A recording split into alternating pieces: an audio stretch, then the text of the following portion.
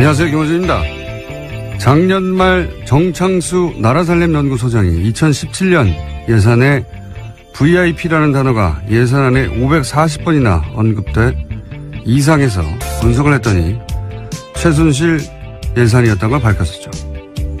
그리고 그런 예산들은 재하청의 재하청 혹은 위탁 사업 구조라 누가 그 세금을 최종적으로 가져가는지 알 수 없도록 했다는 특징 역시 발견했습니다. 그런 예산이 문체부 하나만 따져도 16개 사업 3,200억대. 이런 사업들의 법적 근거가 없자 예산을 먼저 배정하고 나중에 청부 입법을 했던 사실도 드러났었습니다. 그 모든 게 VIP, 대통령 관심사라는 이유 하나만으로 이루어졌습니다. 자유한국당이 여당 시절에. 현재 국회에서 심의되는 2018년 예산 중 야당에 의해 보류 안건으로 지목된 사업들의 70%가 문재인 정부의 국정과제들입니다. 교문이 보류 예산 중 80%가 대통령과제. 행안위는 8개 보류안 중에 8개 모두 소위 문재인표 예산. 현재 국회 보류안건 소위에서 합의가 안 된 사안 전체가 국정과제 예산들입니다.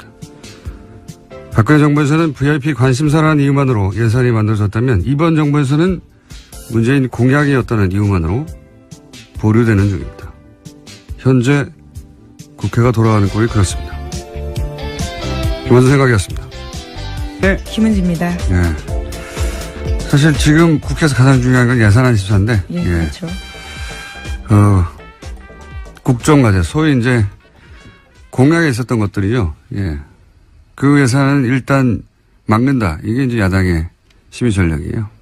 아주 노골적이라 수치로도 확인이 됩니다. 예. 보류되는 건 뭐 다 족족이다. 국정과제. 근데 그 공약들은 대부분 야당도 걸었던 거예요. 예. 그러니까 내용이 중요한 게 아니라 예. 이번 정부가 내년에 쓸 돈을 없애버리겠다. 국정과제를. 뭐 이런 의도죠. 자, 첫 번째 뉴스는 뭡니까? 네, 이종명 전 국정원 3차장의 구속 적부심 청구가 받아들여지지 않았습니다. 어제 법원은 기존 구속영장 발부에 따른 구속이 적법하다라고 기각 사유를 밝혔는데요. 이 전 차장은 원세훈 전 국정원장 등과 공모해서 국정원 외곽팀에 수백 회에 걸쳐서 예산 수십억 원을 지급한 혐의를 받고 있습니다. 이미 지난 18일에 구속이 된 바가 있는데요. 당시에 오민석 영장전담 부장판사 같은 경우에는 영장 발부 사유를 이렇게 설명했습니다. 범죄 혐의가 소명되고 증거인멸 염려가 있다면서 구속의 사유와 필요성이 인정된다. 라고 했습니다. 영어로 발렌싱. 네. 예. 예, 균형요. 예, 네. 균형 맞추기. 김관진, 임관빈, 석방은 법리를 따졌을 뿐이고, 예. 특혜가 아니었다.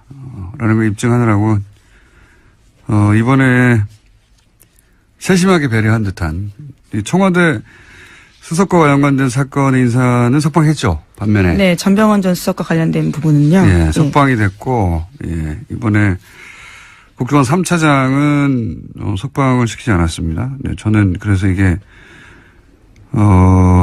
균형 맞추기다.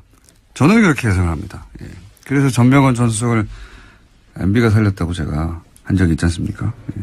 구속도장이 찍혔던 걸 화이트로 지웠다는 뉴스도 있었잖아요. 예. 근데 만약 다시 구속영장이 청구된다면 전 수석은 구속될 가능성이 높다 이렇게 전망하는 바고요. 예, 현재 검찰이 재청구 카드를 만지작거리고 있다라는 보도도 꽤 나왔습니다. 자, 요 사안 관련해서는 아직도 이제 기다리고 있는 구속영장, 예, 실질 심사가 또 있어서 월요일쯤에 종합적으로 저희가 영장 해설 판사와 함께 다뤄보도록 하겠습니다. 자, 다음 뉴스는요? 네, 어제 국방부 사이버 댓글조사 TF가 3차 중간조사 결과를 발표했는데요. 군 사이버사령부가 지난 2012년에 총선에 총력 대응한다는 내용의 문건을 공식적으로 확인했습니다. 그런데 이 문건에 결재를 한 사람은요. 김관진 당시 국방부 장관입니다. 너무 당연히 구속되어 있어야 할 사람인데, 예. 이런 문구가 계속 나오는데. 결재했는데, 분명히.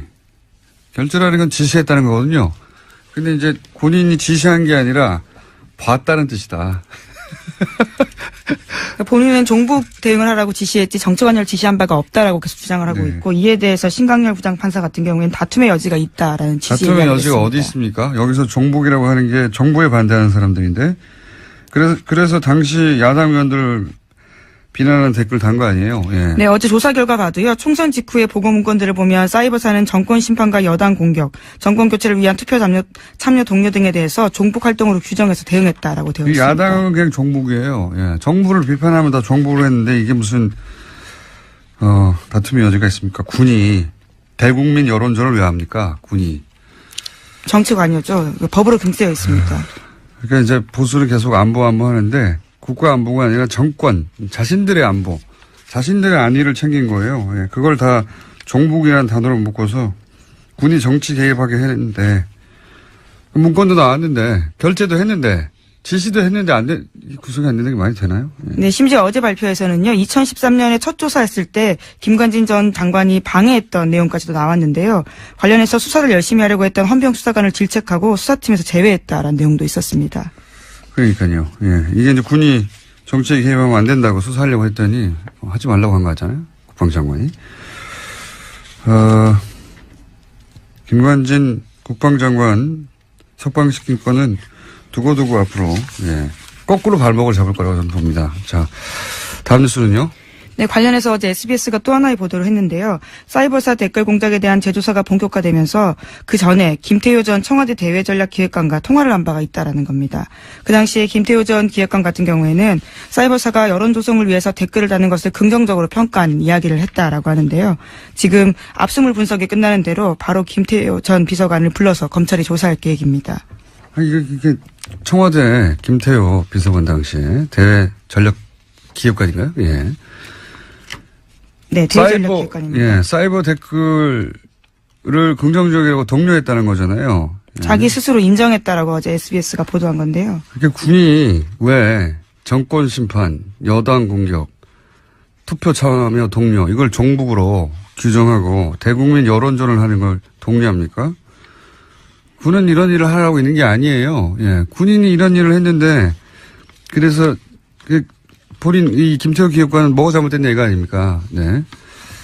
종북 활동을 막았다는 거 아니에요. 그 종북이라는 건 그대로 나오잖아요. 정권 심판, 여당 공격, 투표 참여 동료. 이게 종북 활동이라는 이게 뒤에 북한이 있다는 거 아닙니까? 사실상 인정한 것들인데요. 이것도 다시 구속영장 김관진 같은 사안으로 김관진 장관을 구속영장을 청구할 수는 없는 걸로 아는데 새로운 게 나오지 않는 두고 보겠습니다. 네, 저희도. 자, 다음 뉴스는요. 네, 원세훈 전 국정원장이 재임 시절에 멀쩡한 관사를 두고 서울 강남에 새 관사를 마련했다라는 보도도 나왔습니다.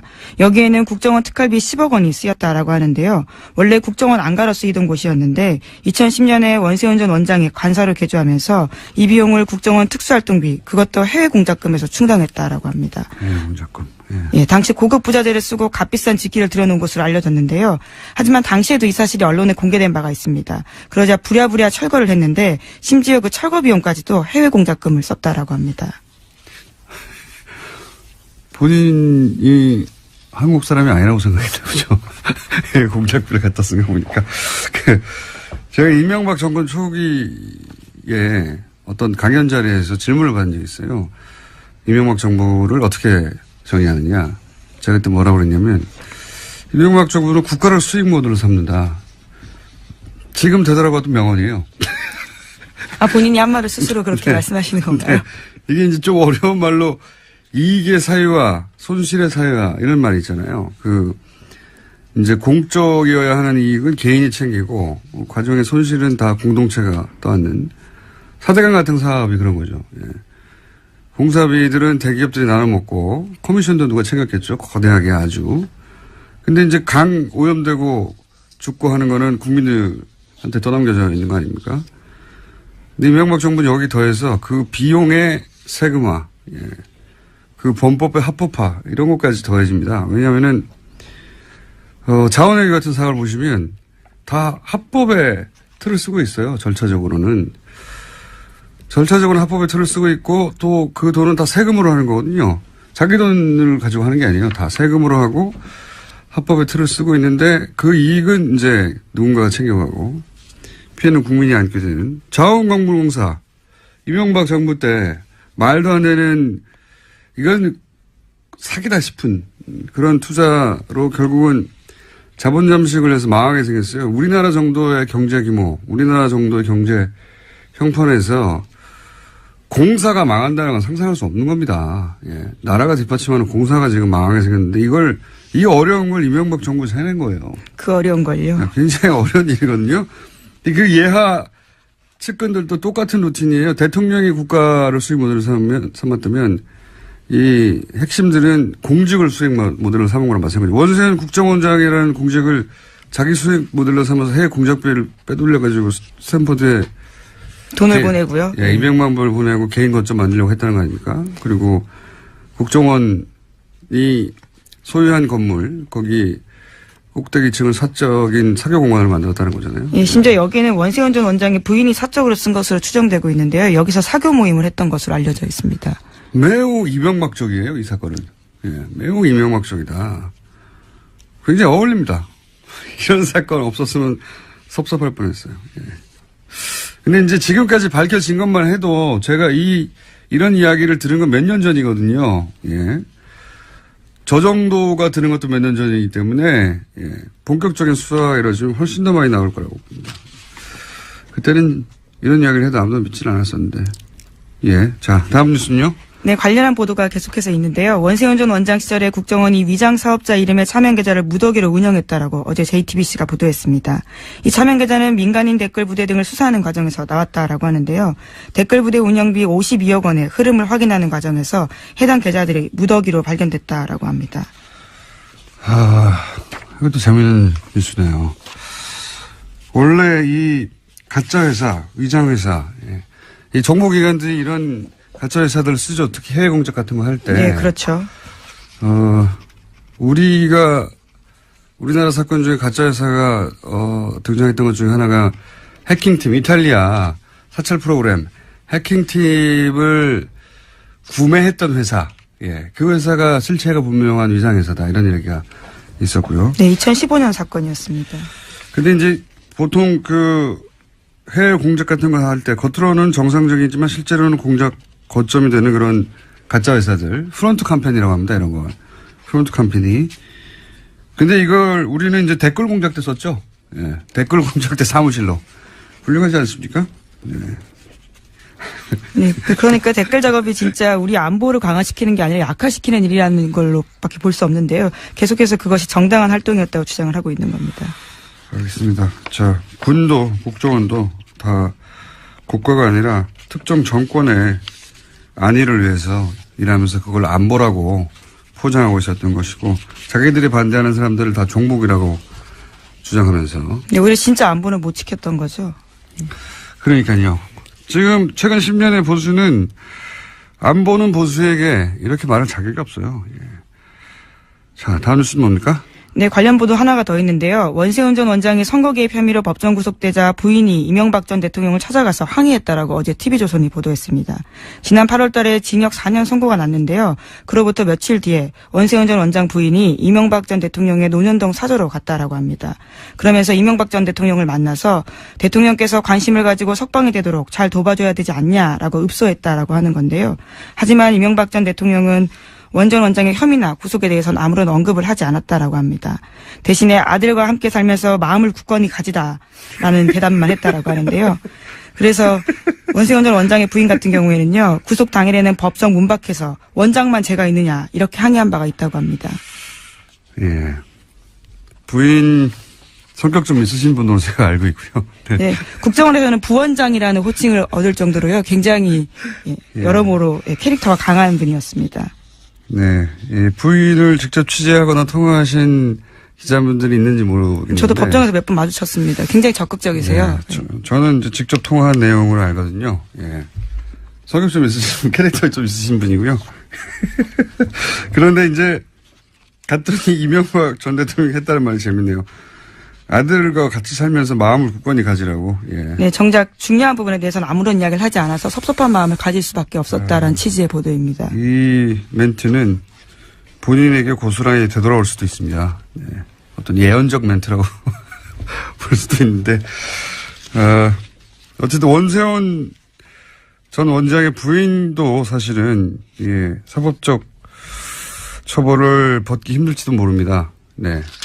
어쨌든 성격 좀 있으신 분인데 그 일화가 재밌는 일화가 보도됐네요. 네, 이 말도 굉장히 인상적입니다. 원장만 죄가 있느냐라고 이야기했다는 당연히 거죠. 아니겠죠. 당연히 아니겠죠. 자, 이런 일들이 있었다고 합니다. 다음 뉴스는요. 네, 김병찬 서울 용산경찰서장이 검찰 조사를 받고 있는데요. 받았습니다. 2012년 경찰의 국정원 댓글 사건 수사 정보를 국정원에 흘려줬다라는 혐의를 받고 있습니다. 이와 관련한 내용들이 좀 나왔는데요. 오늘 아침 경향신문 보도입니다. 당시에 서울 수사 2회장으로 일할 때 상황이 심각하다라면서 국정원 관계자에게 수사 정보를 알려주고 분석 범위도 줄여주겠다라면서 수사 축소를 시도한 정황이 있었다라는 겁니다. 김병찬 용산경찰서장을 지금 압수수색하고 수사하는 것은 결국은 김용판 전 서울청장을 타겟으로 한 것이죠. 무죄를 그때 당시는 받았는데, 그때는 조사 2계장이었거든요. 예, 조사 네, 수사 2계장. 2계장요. 예. 수사 2계장이었거든요. 그래서 실무 책임자로 이 사안을 덮는 데 역할을 했다라고 보고. 근데 이제, 2012년 당시 2013년에 조사했죠. 최동욱 그리고 윤석열 팀이 이 수사를 할 때 그때 결국은 법정에 나와서는 이 김 소장이 김병찬 소장이 아무것도 안 알려줬다 섭섭하다 이렇게 진술했는데 네, 국정원 직원이 그렇게 진술했었습니다. 예, 그 연락 체계했던 국정원 직원이 그 국정원 직원이 이제 번복을 했죠. 예. 네, 굉장히 자세하게 진술했는데요. 당시에 자신과 20분 정도 통화하면서 상황이 심각하다, 뭐가 나왔다 이렇게 이야기를 했고 그러자 걱정하지 마라, 우리가 다 알아서 조사 범위를 줄여주겠다 이렇게 이야기했다고 합니다. 그렇죠. 그래서 결국 어떻게 줄였냐면은 검색어를 줄입니다. 예. 검색을 해서 걸릴 거 아닙니까? 근데 이제 정치 댓글들이요. 예. 예. 그 검색어를 확 줄여가지고 아무것도 안 걸리게 만든 다음에 아무것도 안 나왔다고 바꾸죠. 예. 그런 일을 했다는 것이 당시에도 의심을 받았지만 국정원 당시 연락관 안모 씨가 그때는 부인했다가 이번에는 뒤집었어요, 이야기를. 그때 자세하게 알려줬다고. 예. 아이디도 나오고 뭐 잔뜩 나왔는데 축소해준다는 거죠. 예. 실제로 그래서 마지막 대선 토론회 마지막 날 대선 토론이 끝나자마자 경찰 아무것도 안 나왔다고 중앙발표를 네, 혐의 했죠. 없음 네. 그 유명한 발표를 했었습니다. 그 사건을 다시 지금 뒤지고 있는 겁니다. 네, 하지만 김 서장은 여전히 자신의 혐의를 부인하고 있다고 하는데요. 검찰 조사에서는 5년 전 상황을 기억하라는 것은 무리다라고 이야기하고 있다고 본인이 합니다. 기억하지 않아도 돼요. 다른 분들은 기억하고 있기 때문에 본인은 어차피 부인할 거예요. 예. 자, 그래서 김용판 전 청장 그 이후로 이제 새누리당에 국회의원에 출마했었죠. 네, 하지만 경선에서 떨어져서요. 출마도 못했습니다. 경선에서 낙천하고 나서 부정선거라고 주장했었습니다. 네, 우리가 모른다고 해서 없는 것이 아니다라는 책을 예. 쓰신 분입니다. 부정선거를 주장하셨죠. 그때 낙천하고 본인이. 예. 지금 뭐 하시나 모르겠네요. 아마 뉴스에 나오실 것 같은데 곧 이어서. 뭐지 않아. 다음 뉴스는요? 네, 박근혜 전 대통령이 이재용 삼성전자 부회장을 위해서 갤럭시 휴대전화 관련된 규제도 직접 챙겼다라는 오마이뉴스 보도가 있습니다. 갤럭시 S5의 심박도 측정 센서, 갤럭시 노트 4의 산소 포화도 측정 센서 관련 규제를 직접 챙겼다라는 증거를요. 박영수 특별검사팀이 확보했다라고 합니다. 아하. 이게 이제 의료기기인데, 그죠? 이런 건. 규제를 완화해 준다라는 건데요. 규제를 완화해 주는 게 아니라 삼성한테만 해준 거죠, 그냥. 그러고 보면 별 청탁을 다 했어요. 네. 근데 그 중에서, 역외 조세 포탈 2조 5천억. 갑자기 국세청이 묻지도 따지도 않고 역외 탈세. 예, 신고하라고 예. 했었죠. 신고하면 봐준다는 기간을 갑자기 내걸고, 그때 2조 5천억 정도의 사실은 비자금, 예. 여기 탈세. 그 자체만 따져가지고도 많은 사람들이 감옥을 오래 갈 액수인데, 그걸 그때 받아준 적이 있잖아요. 국세청이. 이거 누가 시켰는지, 이게 갤럭시의 심박도 어플도 자잘한 것까지도 다 이렇게 청탁을 했는데, 그런 딜 중에 일부가 아니었을까 강력히 의심합니다. 이 수사 대상이라고 봅니다. 네. 액수도 큰 액수죠. 계속 잊지 않게 그 부분 같이 가져가야 된다고 보고요. 자, 시간이 거의 다 됐네요, 또. 자, 그럼 제목 정도 체크하고 넘어갈까요, 또? 네, 이영선 전 청와대 경호관의 2심 선고가 어제 있었는데요. 재판부는 1심에서 징역 1년 실형 선고를 받고 법정 구속됐던 이 전 경호관에게 징역 1년에 집행유예 2년을 선고했습니다. 그래서 어제 석방됐습니다. 이건 약간 멘트를 해야 되는 사건이에요. 인간적으로 이해가 가는데, 예. 인간적으로 이해가는 부분이 없지 않나. 저는 이 국정농단 사태, 대통령이 탄핵된 역사책에 두고두고 등장한 사건 아니겠습니까? 근데 그 중에 사실은 한 가운데 있던 인물인데, 이제 한마디로 말해서 상관을 시켜서 어쩔 수 없을 것이다. 이렇게 하고 풀어준 거잖아요. 그렇죠. 궁극적인 책임은 대통령에게 있다. 이런 판단이 나왔습니다. 그럼 대통령 한 사람만 잡아가지고 이 많은 사람들이 재판을 받고 있습니까? 그러니까 그 논리가 자연인 대 자연인으로는 충분히 이해할 수 있는데 법원이 이런 중요한 역사적 사건에 대해서 남기는 판결로는 이 기록이 계속 남을 텐데 굉장히 아쉬운 게 2차 대전 때 나치 전범도 논리가 똑같았거든요. 다 상관 짓이다라고 했을 뿐이란 말이죠. 근데 그 사람들 다 오랫동안 감옥에 가거나 극형이 처해졌어요. 그때 독일 재판정이 뭐라고 그랬냐면 공직을 맡을 만한 판단할 수 있는 능력이 있어야 된다.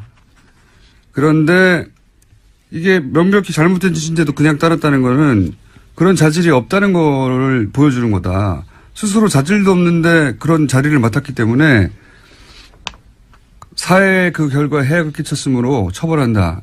이 굉장히 그 서구 그 헌법적 기초를 만드는데 중요한 판결이었어요. 지시를 따랐다는 게 변명이 될 수 없다고 판결했거든요. 그것이 명백하게 위법이라면 이게 이미 70년 전에 이런 중요한 판결을 내렸는데 우리도 굉장히 중요한 사건인데 그 정도에 걸맞는 어떤 역사적인 판결이나 이게 뭐 6개월 더 감옥에 있다 없다가 중요한 게 아니라 판결문들이 그런 게 나왔으면 좋겠는데 아직은 그런 게 없습니다. 우리는. 예.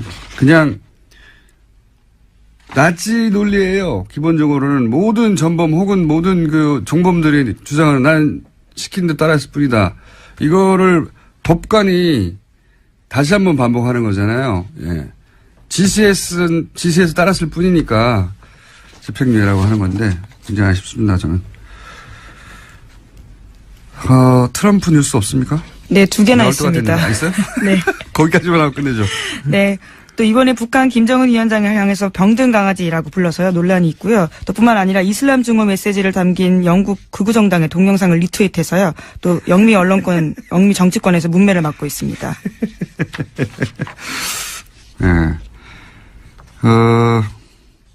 무슬림 이민자가 뭐 누굴 때린다든가 뭐 마리아상을 부신다든가 뭐 기타 등등 동영상이었는데 영국에서는 이게 가짜 동영상이다. 네, 네덜란드 대사관에서 확인을 해줬다라고 합니다. 네, 가짜라고요. 가짜 동영상이라고 했는데 이거를 이제 영국 극우 정당, 극우 정당이 올렸는데 이거를 미국의 대통령이 리트윗을 한 거예요. 그러자 사실은 미국, 영국 동시에 주요 외신들이 난리가 났어요. 뭐 BBC나 뉴욕타임즈나 뭐 영국은 가디언, CNN이나 왜냐하면 인종차별주의자거든요. 그냥 뉴스 자체도 가짜고 극우 정당에서 이제 특정 종교 인종차별적이고 이런 걸 일국의 대통령이 일투한다는 게 있을 수가 없는데 누굴 때리고 떨어뜨리고 하는 장면 그 자체를 그리고 다 특정 종교고 최소한의 양식이나 최소한의 예의나 없어요. 그래서 영국 총리실에서 공식적으로 항의를 했다라고 합니다. 거짓말을 퍼뜨리고 긴장을 촉발해서 증오 연설을 해서 사회 분열시키려 했다라는 건데요. 그러자 트럼프 대통령이 다시 또 트위터를 했다고 합니다. 니네나 잘해라. 니네나. 영국 니네나 잘해라. 네. 메이 총리를 향해서요. 자신한테 집중하지 말고 영국에서나 신경 써라라는 겁니다. 아니 이거는 영국 문제가 아니잖아요. 단순하게. 영국 일만 신경 써야 할 영국 일을 왜 자기가 신경 썼어요 그러면. 본인은 이렇게 이야기했습니다. 우리는 잘하고 있다. 트위터에다가요. 자기밖에 모르는 인간에 대한 연민의 예의가 전혀 없는 정사꾼 관종. 예. 미국 대통령이라고 해서 그 사실이 변하는 게 아닙니다. 저는 장사꾼 관종이라고 보고 이적이 짝이 없는 트럼프가 김정은에게 병든 강아지라고 했었거든요. 네, 시크퍼피라는 표현입니다. 이거가 미국식 관종을 뜻하는 표현이에요. 그러니까 트럼프가 김정은에게 관종이라고 한 것과 마찬가지 표현이거든요, 이게, 시크퍼피가. 왜 강아지들이 주인 관심을 끌려고 막 매달리는 거 있잖아요. 다른 사람 관심을 끄는데 그렇게 매달리는 사람을 관종이라고 우리가 하지 않습니까? 그 표현이 이 병든 강아지예요. 자기한테 딱 맞는 표현이네요. 어디 여기까지 하겠습니다.